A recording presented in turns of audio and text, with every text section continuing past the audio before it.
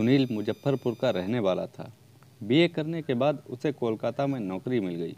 कुछ दिनों की कोशिश के बाद उसे किराए पर मकान भी मिल गया। मकान मालिक का नाम रंजीत प्रसाद था। उनकी उम्र 40 साल के आसपास थी। उनकी पत्नी का नाम पूनम था, जिसकी उम्र 22 साल के आसपास थी। वह बेहद खूबसूरत थी। पूनम रंजीत प्रसाद की दूसरी पत्नी थी। उनकी पहली पत्नी की 4 साल पहले मौत हो गई थी। बच्चे की लालसा में रंजीत प्रसाद ने 2 साल पहले पूनम से शादी की थी, मगर पूनम ने भी उन्हें अब तक कोई बच्चा नहीं दिया था। मकान 2 मंजिल का था। मकान मालिक ऊपरी मंजिल पर रहते थे और सुनील नीचे रहता था। सुनील रंजीत प्रसाद को भैया कहता था और पूनम को भाभी। वह उनके घर के छोटे मोटे काम भी कर देता था। एक दिन रंजीत प्रसाद ने सुनील से कहा, अब तुम्हें खाना बनाने की ज़रूरत नहीं, कल से तुम हमारे साथ ही खाना खाओगे। पहले सुनील इसके लिए तैयार नहीं हुआ, मगर जब पूनम ने भी जोर दिया तो वह उन लोगों के साथ खाना खाने के लिए राज़ी हो गया, मगर शर्त यह रखी कि भोजन के बदले उन्हें रुपए लेने होंगे। आखिरकार रंजीत प्रसाद ने भी उसकी शर्त मान ली। धीरे धीरे सुनील को लगने लगा कि वह पूनम को चाहने लगा है। अगर पूनम उसे नहीं मिलेगी तो उसकी ज़िंदगी बेकार हो जाएगी। इसी तरह 6 महीने बीत गए। उसके बाद एक दिन ऐसा वाक़या हुआ कि वे दोनों एक दूसरे में समाये बिना ना रह सके। उस दिन रविवार था। सुनील की छुट्टी थी। रंजीत प्रसाद रोज़ाना की तरह सुबह 11 बजे अपनी दुकान पर चले गए थे। वे रात के 10 बजे से पहले घर नहीं लौटते थे। वे अपनी दुकान बृहस्पतिवार को बंद रखते थे। दोपहर का भोजन करते समय अचानक पूनम ने सुनील से कहा कि वह उसके साथ सिनेमा घर में कोई फिल्म देखना चाहती है। सुनील को लगा कि जैसे उसके मन की मुराद पूरी हो गई हो। दोनों ने शाम को फिल्म देखने की योजना बनाई। शाम को सुनील अपने कमरे में तैयार हो रहा था कि अचानक वहाँ पूनम आ गई। वह एकटक उसे देखने लगा। उसकी नज़रें पूनम के हर एक अंग को निहारने लगीं। कसा हुआ बदन, बड़ी बड़ी आँखें, पतली कमर, गुलाबी होंठ, और उस समय उसने काले रंग का सूट भी पहन रखा था, जो उसके गोरे रंग पर कयामत ढा रहा था। सुनील कुछ कहता, इससे पहले पूनम बोली, क्या हुआ? इस तरह आंखें फाड़कर क्यों मुझे देख रहे हो? क्या मैं इस लिबास में अच्छी नहीं लग रही? अच्छी तो आप हर लिबास में लगती हैं, मगर इस लिबास में तो कुछ और ही बात है भाभी। पूनम मुस्कुराती हुई बोली, क्या तुम्हारा दिल घायल हो गया है? सुनील खुद पर काबू ना रख सका और दिल की बात को ज़बान पर झट से ला दिया।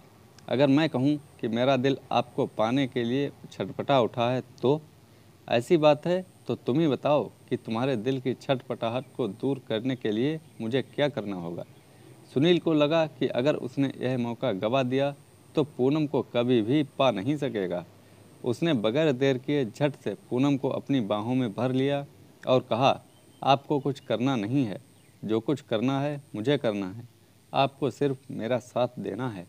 इतना कहने के बाद सुनील पूनम के गुलाबी गालों और रसीले होंठों को बार बार देखने लगा। थोड़ी देर बाद पूनम बोली, अब छोड़ो, नहीं तो फिल्म जाने में देर हो जाएगी। सुनील ने पूनम को अपनी बाहों से जुदा नहीं किया। उसने कहा, मैं कुछ और ही सोच रहा हूँ। वह क्या? आज जब हम दोनों ने एक दूसरे पर अपने प्यार का इजहार कर ही दिया है तो क्यों ना ज़िंदगी का असली मज़ा लिया जाए। फिल्म फिर कभी देख लेंगे। पूनम मुस्कुराकर बोली, ख्याल बुरा नहीं है, दरवाज़ा बंद कर लो, मैं बिस्तर पर चलती हूँ। पूनम को अलग कर सुनील कमरे का दरवाज़ा बंद करने चला गया। वह दरवाज़ा बंद करके बिस्तर पर आया तो वहाँ पूनम मुंह के बल लेटी थी। सुनील की बेकरारी बढ़ गई। पूनम को देखकर सुनील को लगा कि आज उसकी प्यास बुझ जाएगी। वह धीरे धीरे प्यार के रास्ते पर आगे बढ़ता गया। पूनम भी लाज शर्म छोड़कर उसका साथ देती गई। प्यार की मंजिल पर पहुंचकर जब दोनों शांत हो गए तो पूनम ने कहा, आज तुमसे जो सुख मुझे मिला है वैसा सुख मुझे मेरे पति से सुहाग रात को भी नहीं मिला था। ना चाहते हुए भी सुनील ने उससे पूछ लिया, ऐसा क्यों? शायद इसलिए कि वे उम्र में मुझसे काफ़ी बड़े हैं। मैं सच कहती हूँ, पति से एक दिन भी मैं खुश नहीं हो पाई। अगर मैं उनसे संतुष्ट होती तो अपना सब कुछ तुम्हें क्यों सौंपती? फिर आपने रंजीत भैया से शादी क्यों की? यह मेरी मजबूरी थी। मेरे पिता बहुत गरीब थे। मेरे अलावा उनकी 4 बेटियां और थीं। मैं सबसे बड़ी थी। कोई भी बिना दहेज के मुझसे शादी करने के लिए तैयार नहीं था। मेरे पिता की दहेज देने की हैसियत नहीं थी। इसलिए जब रंजीत प्रसाद ने मुझसे शादी करने के लिए पिता को प्रस्ताव दिया तो वे मान गए। मैं पिता की मजबूरी समझती थी, इसलिए इस बेमेल शादी का विरोध नहीं कर पाई। मैंने सोचा था कि रंजीत प्रसाद उम्र में मुझसे 18 साल बड़े ज़रूर हैं, मगर जब वे मुझे प्यार करेंगे तो मैं उनके सुख से भर जाऊंगी। पर ऐसा नहीं हुआ। 2 साल तक मैंने अपनी कामनाओं को दबा कर रखा, मगर जब तुम्हें देखा तो अपने आप पर काबू ना रख सकी और सोचा कि अपनी प्यास बुझाने के लिए अपने आप को तुम्हारे हवाले कर दूंगी। अभी मैं तुम्हारी बाहों में हूँ। यह कहकर पूनम चुप हो गई तो सुनील ने उसे अपनी बाहों में कस लिया। मैं सच कहता हूँ भाभी, अगर आप मुझे नहीं मिलती तो मैं जी नहीं पाता। उस दिन के बाद से दोनों को जब भी मौका मिलता वे दोनों एक दूसरे में समा जाते। 2 साल बीत गए। इस बीच सुनील के माता पिता ने शादी करने के लिए उस पर कई बार दबाव डाला, मगर उसने हर बार कोई न कोई बहाना बनाकर टाल दिया। एक बार जब सुनील गांव गया तो उसकी मां ने अपना यह फैसला सुनाया कि अगर उसने 6 महीने के अंदर शादी नहीं की तो वे खुदकुशी कर लेंगी। यह सुनकर सुनील चिंता में पड़ गया। उसकी मां ने उसके लिए एक लड़की भी देख रखी थी। पूनम को सुनील इतना ज़्यादा प्यार करने लगा था कि किसी भी हाल में वह उससे अलग नहीं होना चाहता था। काफ़ी सोचने के बाद उसने फैसला किया कि वह समाज की परवाह किए बिना पूनम से शादी करेगा। गांव से लौटकर सुनील कोलकाता आया। मौका देखकर एक दिन उसने पूनम को अपनी बाहों में भर लिया और कहा, मुझे तुमसे कुछ कहना है। मैं भी तुम्हें एक बात बताने के लिए पिछले 1 हफ्ते से बेचैन हूँ। कहो तो बता दूँ? पहले तुम अपनी बात कहो, फिर मैं कहूँगा। मैं तुम्हारे बच्चे की माँ बनने वाली हूँ। कहते कहते पूनम शर्मा गई।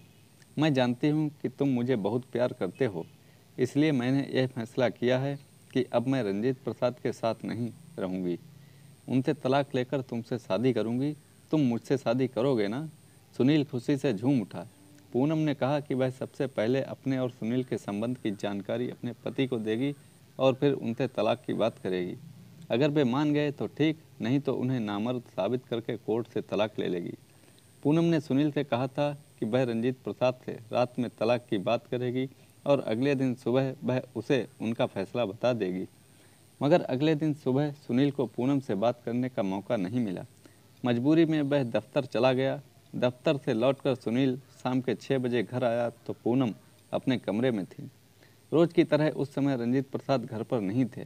पूनम के पास बैठकर सुनील ने उससे पूछा, तुमने रंजीत से तलाक की बात की थी, मगर उन्होंने जो कुछ कहा उस पर सोचने के बाद मैंने अपना फैसला बदल दिया। अब मैं उन्हें तलाक नहीं दूंगी और ना ही तुम्हारे साथ कोई संबंध रखूंगी। यह सुनकर सुनील हैरान रह गया। उसने पूनम से पूछा, ऐसी कौन सी बात उन्होंने तुम्हें बताई कि तुम मेरे साथ विश्वासघात करने पर उतारू हो गई? उनसे बात करने के बाद मुझे पता चला कि उन्हें मेरे और तुम्हारे नाजायज़ संबंध की जानकारी बहुत पहले से थी। उन्होंने जानबूझकर हमें रोकने की कोशिश नहीं की। उन्होंने ऐसा इसलिए किया कि उनका मानना है कि औरत अगर किसी मर्द के साथ बेवफाई करना चाहे तो 7 तालों में बंद रहने के बावजूद कर डालेगी। अगर औरत किसी के प्रति वफादार रहना चाहेगी तो दुनिया में ऐसी कोई ताकत नहीं है कि उसे बेवफाई करने पर मजबूर कर दे। मेरे पति ने मुझे यह भी कहा, अगर तुम्हें मुझसे संतुष्टि नहीं मिलती है, सुनील से मिलती है, तो तुम उससे संबंध बनाए रख सकती हो, मगर मुझे तलाक देकर उससे शादी करने की बात मत करो, क्योंकि मैं तुम्हें बहुत प्यार करता हूँ। तुम्हारे बिना मेरी ज़िंदगी बेकार हो जाएगी। मेरे पति की बातों ने मुझे झकझोर कर रख दिया। आखिरकार मैंने फैसला किया कि अब मैं पति को नहीं छोड़ूंगी।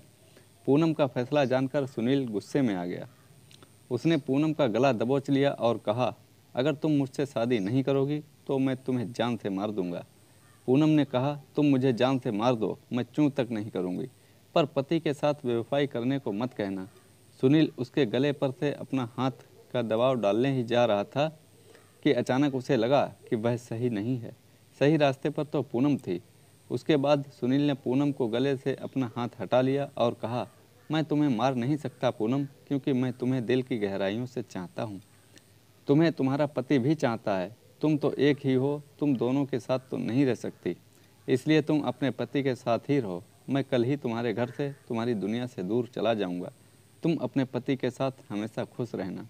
तो दोस्तों कैसी लगी ये कहानी, लाइक करें, कमेंट में हमें बताएं और चैनल को सब्सक्राइब करना ना भूलें। धन्यवाद।